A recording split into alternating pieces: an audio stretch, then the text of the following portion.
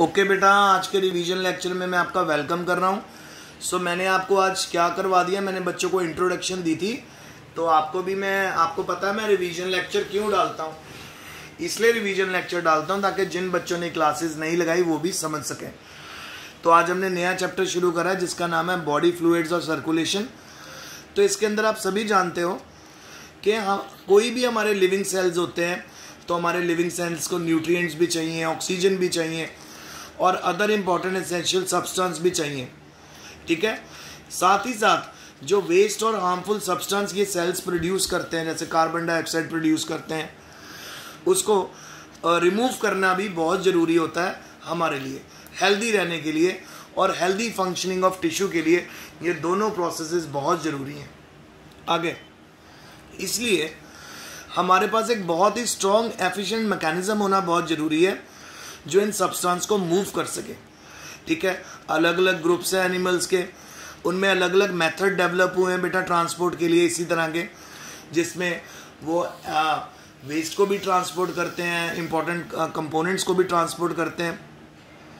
जो simple organism होते हैं जैसे स्पॉन्ज है, सिलेंट्रेट हो गया, ये वाटर को अपने अंदर सर्कुलेट करते हैं सराउंडिंग के साथ और इन सब्सटेंस का एक्सचेंज उनमें होता है। अब जो मोर कॉम्प्लेक्स ऑर्गेनिजम्स होते हैं जैसे हम लोगों के ह्यूमन बीइंग, हमारे अंदर एक स्पेशल फ्लूइड होता है जो ट्रांसपोर्ट करता है इन मटेरियल्स को, हार्मफुल मटेरियल्स को भी और इम्पॉर्टेंट मटेरियल्स को भी। तो उस मटेरियल को बोलते हैं ब्लड, और जो ब्लड है वो most commonly used body fluid है।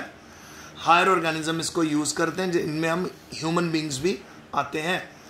तो ब्लड का हमारी बॉडी में क्या पर्पस है?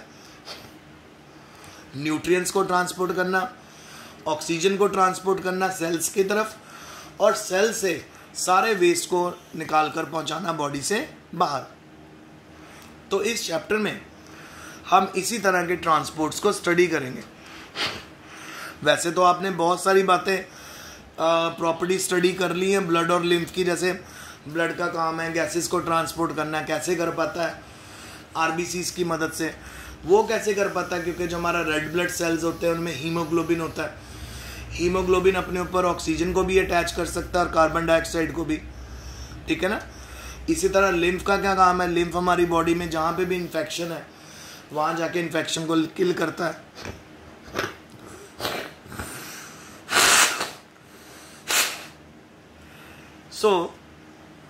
इस तरह की बहुत सी बातें हम इस चैप्टर में करेंगे। तो ब्लड एक्चुअल में क्या है? एक तरह का स्पेशल कनेक्टिव टिश्यू है जिसमें फ्लूइड मैट्रिक्स होती है, प्लाज्मा होता है, ठीक है, और उसके एलिमेंट होते हैं। तो ब्लड में आपको क्या क्या मिलेगा? एक आपको आरबीसीज मिलेंगे, रेड ब्लड सेल्स मिलेंगे जो मदद करते हैं for the transportation of gases.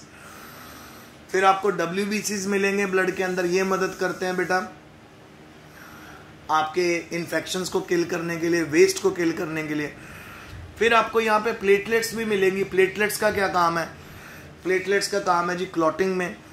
और फिर ब्लड प्लाज्मा मिलेगा जो गैसेस के ट्रांसपोर्ट में भी मदद करता है और न्यूट्रिएंट्स के एक्सचेंज में भी मदद करता है। बच्चों, ये मेरा आज का रिवीजन लेक्चर है। इसी से रिलेटेड मैं कल भी आपको रिवीजन लेक्चर डालूंगा जिसमें हम बॉडी फ्लूइड्स और सर्कुलेशन चैप्टर को आगे लेके जाएंगे।